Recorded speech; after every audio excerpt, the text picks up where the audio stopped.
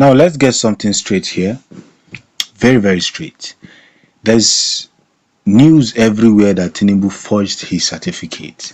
And what is the next step the Supreme Court, needs to carry out?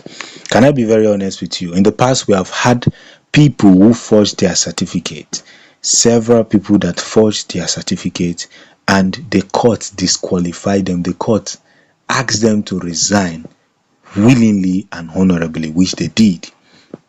In the case of Tinubu forging his certificate, we saw what the Presidential Election Tribunal did, the court. They watered down the constitution, the Nigerian constitution, just to favor one man. With all honesty, every reasonable human being will tell you that what they did in September 6 was a fraud. That day, the Nigerian constitution died. And that's just the truth. On that day, the Nigerian constitution died. So they used one man's favor to bring down a constitution that guides over 200 million Nigerians. So what is the way forward for these people? Now, what is important is to establish that the degree certificate submitted to INEC is forged or not authentic. There is no need of proof that the person of Tinubu did forge any certificate. There is no need of proof because everything is already there. Atiku made everybody to understand that this certificate was forged. That the person that bears Bola A. Tinubu, because not Ahmed A. Tinubu, is a female. So that's why the transgender issue is trending up here and there. But the court has already made it open that the person who is bearing Bola A. Tinubu is a female. Yes, of course. The law does not care whatsoever that actually forged this certificate.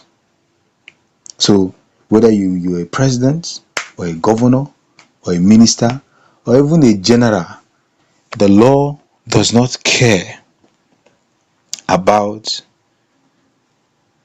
the person that forged the certificate. Where Tinubu is associated with is that he submitted the said forged certificate to INEC, and that's just what the court wants to hear. Did you submit a forged certificate to INEC?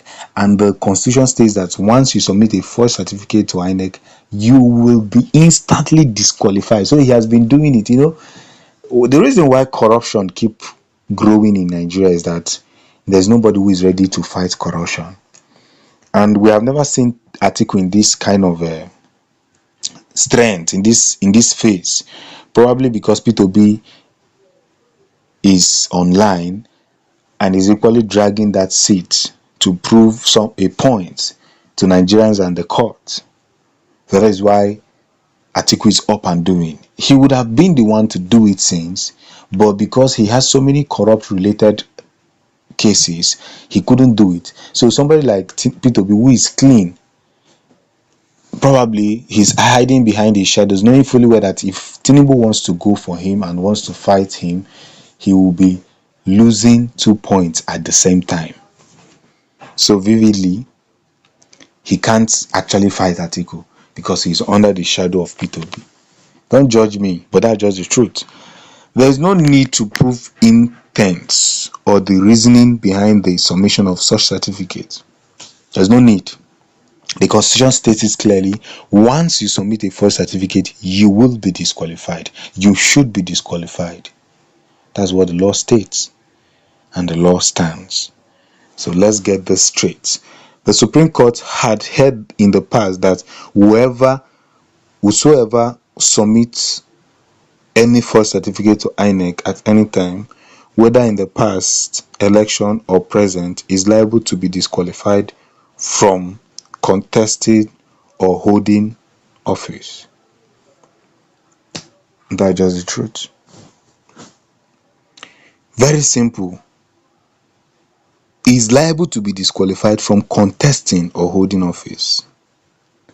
So, did the court ever disqualify people who rigged the election? Yes. But why did they favor Tinubu? So how are we sure that the Supreme Court is going to do the needful? But here's the interesting thing here, because we need to understand whatever we are saying. These people will go any length to prove a point. Tinubu is 10 times ahead of anybody who wants to fight him. So anybody that wants to fight him must be twice ahead of him. If not, you're going to be fighting a loose battle. Now, our judges must be bold and courageous to give the right decisions that can stand the acid test of acceptability nationally and globally. We cannot continue to defend illegality and unconstitutionality and expect that we can be a great nation. Let us take the lead to make Nigeria great.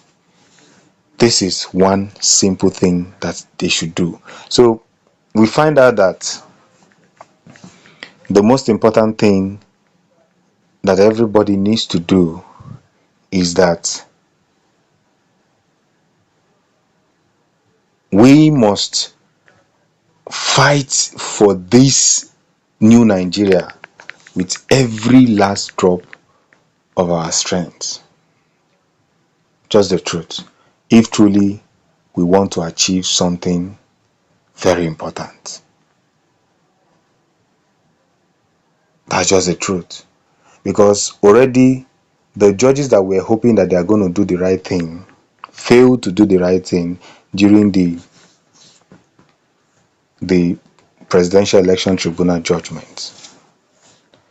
So, but this generation will prove to Nigerians, you see, what our fathers could not do, what our forefathers could not do, many people are rising in this generation. So Tinubu can keep on telling the lies he wants to tell, say whatever he wants to say and all that. But most importantly, what matters more is that the right that waits for each and every one of us is to make sure that we don't allow these politicians to destroy the future of our children, because they have destroyed enough. Buhari destroyed Nigeria and Tinubu is here to finish it. So we must be very careful with our choice of words. Very, very careful. And whether you like it or not, this whole situation will become more interesting if we don't fail, if we don't do the needful and put it right.